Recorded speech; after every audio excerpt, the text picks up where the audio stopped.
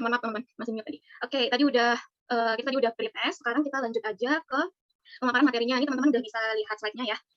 Untuk materi malam ini kita akan diskusi tentang ECC dan juga perawatannya nih. Oke, kita lanjut. Nah, untuk mind mapping-nya, ini gambaran untuk apa yang akan kita bahas pada malam hari ini, di mana teman-teman akan belajar tentang, pertama itu ada yang namanya terminologi, definisi, lalu definisi dari ECC-nya sendiri, lalu ada etiologi dari ECC-nya, selalu ada faktor risiko yang mendukung dari terjadinya ECC. Setelah itu kita akan berdiskusi tentang klasifikasi dari ECC, yaitu ada tipe 1, moderate, tipe 2, moderate to severe, tipe 3, severe, dan juga ada gambaran klinisnya. Nah, terakhir dari semuanya ini kita akan belajar tentang perawatan dari ECC ini sendiri. Nah, lalu untuk learning point-nya yang teman-teman diharapkan ini apa nih? Teman-teman diharapkan itu yang pertama dapat memahami identifikasi kasus dari ECC sendiri ya. Juga teman-teman kedua dapat memahami bagaimana etiologi dan faktor predisposisi dari terjadinya ECC. Lalu memahami klasifikasi ECC beserta gambaran klinisnya, serta teman-teman diharapkan mampu memahami perawatan dari ECC ini tersebut. Oke, kita lanjut ke pokok pembahasan. Yang pertama di bagian terminologi. Nih, sebelum masuk jauh-jauh kita harus tahu dulu ya terminologi dari ECC ini sendiri. Nah, untuk terminologinya itu ada banyak ya teman-teman bisa lihat tuh, ada labial karies, ada karies of the incisor, ada rampan karies, ada invasi karies, ada nourishing bottle karies, nourishing karies, ada baby bottle karies, maxillary anterior karies, dan juga early childhood dental decay. Nah, ini semua sudah kita tidak istilah-istilah ini sudah dileburkan semua menjadi satu, yaitu ECC atau early childhood karies. Nah, oke. Lalu kita lanjut ke definisi dari ECC ini sendiri. Apa sih early childhood karies ini? Nah, menurut American Academy of Pediatric Dentistry itu early childhood karies itu merupakan adanya satu atau lebih karies tanpa kavitas atau terdapat kavitas, ataupun hilang akibat karies atau tambalan pada permukaan gigi sulung pada anak 71 bulan atau lebih muda. Nah, sedangkan untuk definisi ECC dari National Institute of Dental and Craniofacial Research itu ECC merupakan adanya satu atau lebih karies, di mana lesi tersebut bisa tanpa kavitas atau terdapat kavitas, hilang karena karies ataupun terdapat tambalan pada gigi sulung pada anak usia di bawah 6 tahun. Nah, kita masuk ke etiologi dari ECC ini sendiri. Nah, yang perlu teman-teman ketahui itu ECC ini sama seperti halnya dengan karies pada umumnya untuk etiologi. Nah, untuk etiologi karies itu pasti nggak jauh-jauh dari 4 ini, mikroorganisme, substrat, waktu, dan juga host. Mau itu karies yang pada dewasa, mau karies pada anak-anak. Nah, membedakannya itu nanti mungkin pada faktor predisposisi. Kalau misalnya faktor predisposisi untuk ECC itu mungkin ada sedikit yang berbeda, ada sedikit tambahan mungkin daripada karies yang biasa. Nah, untuk mikroorganisme ini bisa itu kita tahu kayak bakteri lah, seperti Streptococcus mutans gitu. Kalau substrat itu bisa kayak fermentasi dari karbohidrat gitu. Waktu ini seperti misalnya berapa lama nih si mikroorganisme substrat ini bertemu di dalam suatu rongga mulutnya. Ini juga akan mempengaruhi terjadinya karies. Nah, host ini itu si giginya sendiri. Apakah giginya ada kelainan kah atau memang ada atau memang dia rusak atau gimana gitu. Jadi semuanya saling berhubungan gitu. Lalu, nah, untuk mikroorganisme ini kan dia pada tahap awal perkembangan biofilm, yaitu terbentuknya ikatan antara Streptococcus mutans dan juga permukaan gigi yang awalnya dari pembentukan plak, yang merupakan awal dari pembentukan plak. Nah, permukaan adhesin dari Streptococcus mutans ini dia berupa antigen 1 dan 2. Nah, itu berinteraksi dengan alpha galactosides dari saliva yang membentuk struktur pelikel. Nah, lalu pada pembentukan pelikel ini kan melibatkan beberapa protein saliva. Nah, yang berikatan dengan permukaan adhesin Streptococcus mutans berdasarkan waktu. Lalu Streptococcus mutans ini akan menjadi virulensi yang ditandai dengan produksi GTF atau glukose transferase dan enzim yang polisakarida intraseluler atau ICP, lalu ada polisakarida ekstraseluler atau ECP, dan dari sukrosa yang dikonsumsi atau dari makanan yang anak konsumsi tersebut. Nah, bakteri biofilm ini metabolisme berbagai karbohidrat atau glukosa dan fruktosa yang akan mempengaruhi sejumlah signifikan asam laktat sehingga dapat menyebabkan demineralisasi pada struktur gigi yang akhirnya berkembang menjadi karies atau decay. Nah, yang perlu diketahui itu sebenarnya kan memang ketika karies itu demineralisasi ya, di mana pH itu tetap dalam keadaan kritis atau tidak bisa dapat di bawah pH kritis itu dia biasanya pH asam, di mana dia itu di situ akan gigi akan kehilangan mineral-mineralnya. Maka ketika itu terjadi secara terus-menerus, maka karies gigi ini dapat terjadi. Nah, gitu. Nah, untuk membedakan faktor risiko yang mempengaruhi ECC inilah dia yang salah satu faktor-faktor yang membedakan mana ECC mana karies yang biasa. Nah, yang pertama itu ada pemberian susu. Nah, pemberian susu ini ada beberapa faktor yang harus teman-teman perhatikan. Apa sih yang kita lihat dari pemberian susu ini? Yang pertama itu kita akan melihat jangka waktu yang lama. Setelah itu kita melihat apakah penggunaan susu ini menggunakan botol atau tidak. Lalu kita melihat frekuensinya berapa kali sehari. Dan juga terakhir kita melihat durasinya.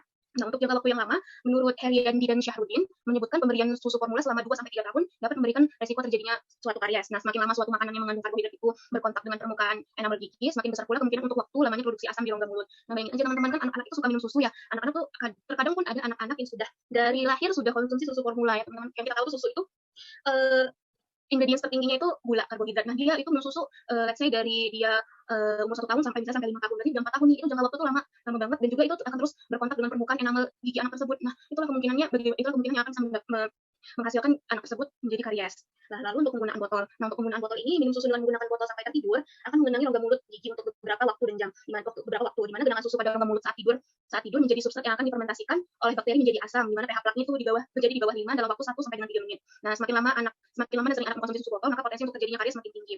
Jadi gini, kalau misalnya penggunaan minum susu menggunakan botol pada malam hari, kan itu misalnya anak-anak itu minum susu dulu nih sebelum tidur, nanti dia minum susu dengan pakai dot atau pakai botol. Lama-kelamaan anak tersebut tidur, susunya belum habis. Nah, mungkin si ibu tidak mengecek lagi ataupun ibunya ikut tidur, jadi genangan susu tersebut itu menggenang di dalam rongga mulut. Nah, susu tersebut pasti akan berkontak tuh teman-teman dengan giginya si anak. Nah, itu kan bukan 1 menit 2 menit dia berkontak, pasti itu akan lebih lama kan dia udah tergenang gitu. Jadi dia tuh akan menyebabkan rongga mulut jadi asam sehingga lama-kelamaan terus-menerus akan menyebabkan karies pada gigi anak tersebut. Nah, lalu berikutnya ada yang namanya frekuensi. Nah, untuk frekuensi ini, frekuensi mengkonsumsi gula yang tinggi juga meningkatkan keasaman plak dan mempertinggi potensi pembentukan plak serta pertumbuhan bakteri di rongga mulut. Nah, di antara periode makan, saliva akan bekerja menetralisir asam dan membantu proses remineralisasi gigi melalui sistem buffer. Namun, apabila makanan dan minuman berkarbohidrat terlalu sering dikonsumsi, maka rongga mulut akan senantiasa berada dalam kondisi asam sehingga tidak dapat terjadi remineralisasi. Nah, frekuensi ini kan misalnya berapa kali sehari ya? Normalnya kita itu makan kan 3 kali sehari. Nah, pada anak-anak itu ada kayak snacking time, ada makan di antara jam makan. Nah, ketika makan di antara jam makannya itu banyak, tinggi, bisa aja misalnya di antara pagi ke siang dia ada snacking time, dari siang ke malam dia ada snacking time, dari malam mungkin dia ada minum susu lagi. Nah, kalau bayangin aja kalau misalnya dia 3 kali atau lebih diselingin dengan minum susu atau makan yang manis-manis atau segala macam, berarti kan fermentasi karbohidrat itu akan terus terjadi sehingga meningkatkan keasaman pada pH mulut si anak. Maka ketika misalnya udah makan pagi nih, mulut udah siap-siap nih buat remineralisasi, tapi karena dia habis makan pagi dia ngemil coklat atau minum Milo nih habis makan gitu. Jadi turun lagi nih pH yang tadi mau naik ke buffer jadi turun lagi. Jadi demineralisasi lagi. Terus makan siang lagi dia demineralisasi lagi, terus snacking lagi demineralisasi lagi. Jadi kurang lebih seperti itu kira-kira. Lalu untuk durasi. Nah, untuk durasi ini anak yang mengkonsumsi susu formula dengan durasi selama di atas 15 menit ini dapat terjadi karies lebih banyak dibandingkan dengan anak yang mengkonsumsi susu formula dengan durasi selama di bawah atau sama dengan 15 menit. Nah, di mana durasi ini kan misalnya dia konsumsi susu, sekali konsumsi dia mungkin lama minumnya gitu, dia suka kayak di sana anak suka kayak kan anak suka ngulung makanan, nah dia tuh ngulung susu di dalam mulutnya. Nah, itu nggak langsung ditelan, dilama-lamain, nah itu semakin lama terpapar ke rongga mulutnya ya, apalagi nggak dibersihin sama ibunya, ya makanya itu lama-kelamaan bisa menyebabkan anak tersebut menjadi karies. Oke, lalu yang kedua itu ada pendidikan orang tua. Nah, pendidikan orang tua ini terbukti berhubungan dengan kejadian dan keparahan dari ECC sendiri. Untuk prevalensi karies ini lebih rendah dan skor DMFT rata-rata lebih rendah berhubungan dengan tingkat pendidikan orang tua yang lebih tinggi. Jadi ketika pendidikan orang tuanya rendah, maka prevalensi karies dan skor DMFT rata-rata itu lebih tinggi pada anak. Nah, menurut Milgrom, pengetahuan ibu tentang gigi, perilaku serta perawatan umum anaknya juga merupakan beberapa faktor yang berkontribusi terhadap risiko karies. Nah, teman-teman juga pasti udah pernah sering dengar lah ya kalau misalnya ibu itu merupakan madrasah pertama dari anak-anaknya. Nah, secara tidak langsung pengetahuan orang tua ini sangat amat dibutuhkan untuk mendidik atau untuk membentuk kebiasaan pada anak. Nah, ketika pendidikan atau pengetahuan orang tua terhadap kesehatan rongga mulut itu rendah, maka aware ibu untuk menjaga kesehatan rongga mulut anaknya itu menjadi rendah. Misalnya ketika anak misalnya untuk tidak dibiasakan atau tidak diajarkan bagaimana cara mengikat gigi, atau ketika anak masih bayi belum bisa mengikat gigi sendiri, ibu tidak aware dengan membersihkan giginya dengan kasar gitu, atau ibunya tidak mengetahui seharusnya bagaimana sih makan atau minuman yang baik untuk anak seperti itu. Jadi itu sangat berpengaruh.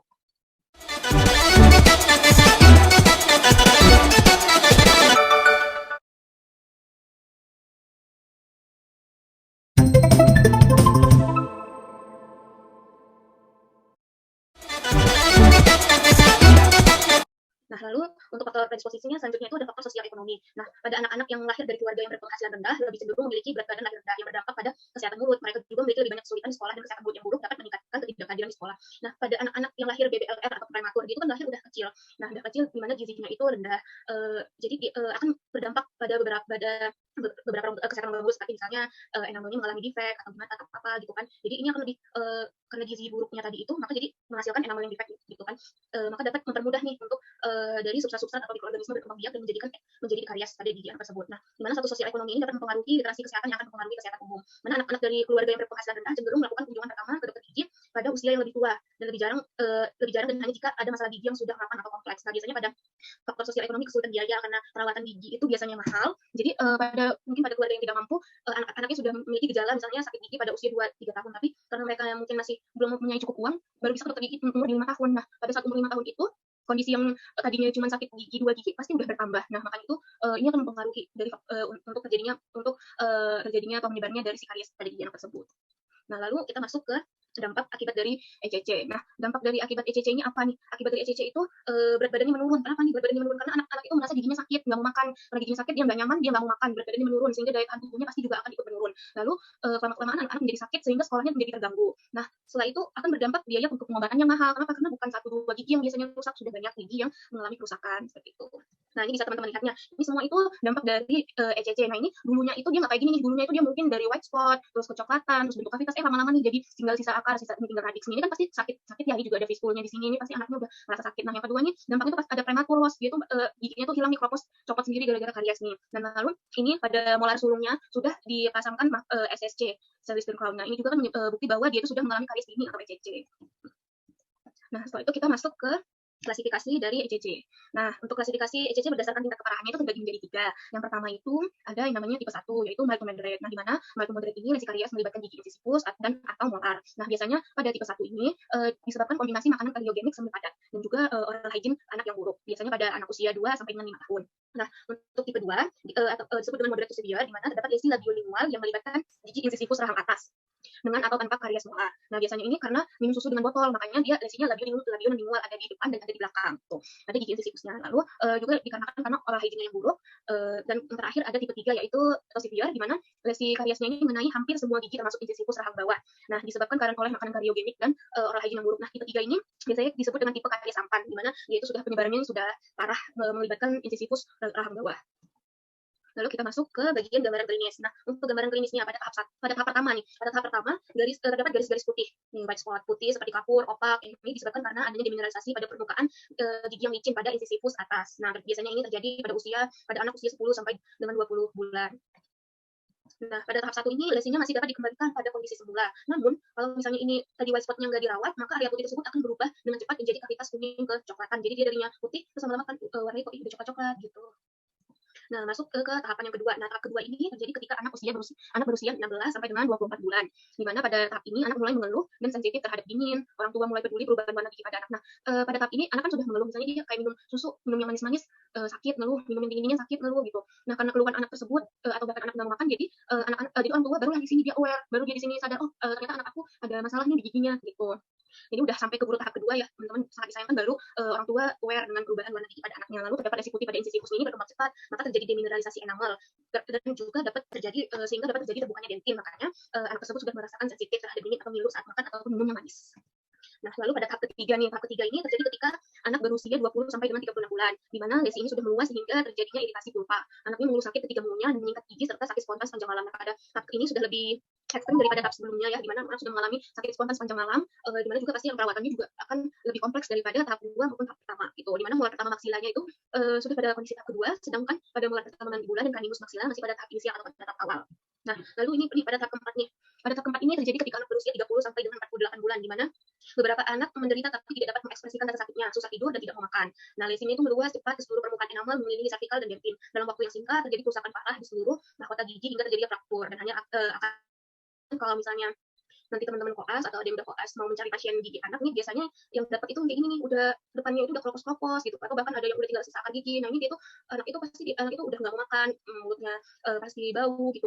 Dia udah sakit di mana, udah nggak tahu dia sakit di mana, karena pasti dia menyebar, karena bukan hanya satu dua nih, udah banyak banget kan giginya yang kena. Jadi anak-anak tuh akan kasihan karena dia susah tidur dan tidak mau makan.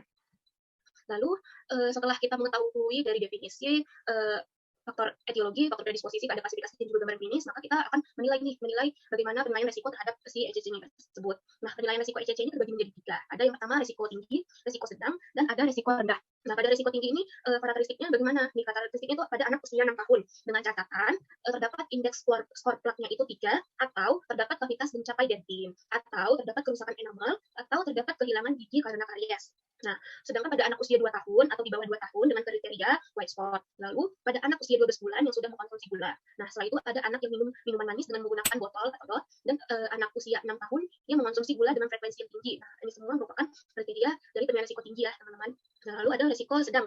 Nah, di mana pada risiko sedang ini pada anak usia 3 tahun atau di atasnya dengan kriteria terdapat white spot. Nah, pada anak yang dulunya yang pada kunjungan pertama dia penilaian risikonya tinggi nih. Namun selama periode 2 tahun berikutnya tidak memiliki insidensi lesi baru atau nggak ada nih variasi yang baru pada gigi baru tuh nggak ada, atau tidak ada perkembangan lesi, maka yang tadinya dia high risk akan direklasifikasi sebagai risiko sedang.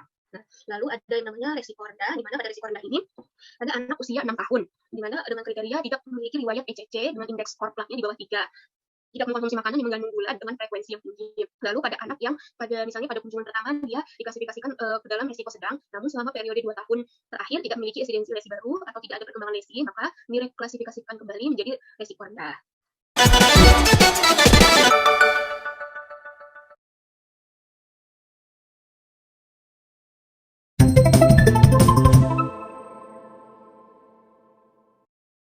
Nah, ini untuk penilaian risiko, ini teman-teman bisa lihat. Misalnya nih ada beberapa dari faktor risiko secara biologis. Misalnya pada ibunya yang memiliki aktivitas yang tinggi atau si ibunya sibuk, jadi anaknya itu risiko karies itu tinggi. Nah, pada orang tua yang memiliki status ekonomi yang rendah juga risikonya dikategorikan tinggi. Pada anak yang frekuensi makan atau snacking time-nya itu di atas 3 kali per hari, itu juga dikategorikan risikonya tinggi. Dengan anak juga yang minum susu dengan menggunakan botol sebelum tidur juga akan termasuk kategori risiko yang tinggi. Nah, untuk anak dengan memiliki keterbatasan khusus, dia akan masuk ke moderate risk. Lalu pada anak yang misalnya tadinya tinggi, jadi dia child is risk immunity maksudnya kayak dia itu dari pertamanya tinggi terus karena ada perkembangan karies, maka dia akan naik nih jadi sedang atau jadi rendah seperti itu. Nah, untuk protektifnya itu faktor untuk pelindungnya itu untuk melindungi dari si risiko karies itu anak-anak yang menerima air minum yang mengandung fluoride atau yang menerima tablet fluoride atau suplemen fluoride. Lalu anak-anak yang menyikat gigi 2 kali sehari dengan menggunakan pasta gigi yang mengandung fluor. Setelah itu anak-anak yang menerima topikal aplikasi fluor dari dokter gigi atau tenaga kesehatan. Dan juga di mana anak-anak yang sering atau secara reguler tuh dia datang berkunjung ke dokter gigi untuk melakukan check up gitu. Nah, lalu untuk gambaran klinisnya itu di mana anak-anak itu yang memiliki lebih dari satu gigi yang karies, decay, rusak atau hilang atau terdapat permukaan yang tambal itu termasuk kategori high risk, di mana anak-anak yang memiliki white spot atau enamel defect juga termasuk risiko yang tinggi, dan ada pada anak yang Streptococcus mutansnya itu tinggi, itu juga termasuk dalam risiko karies yang tinggi, di mana ketika anak-anak memiliki plak pada gigi maka dikategorikan di karies yang sedang.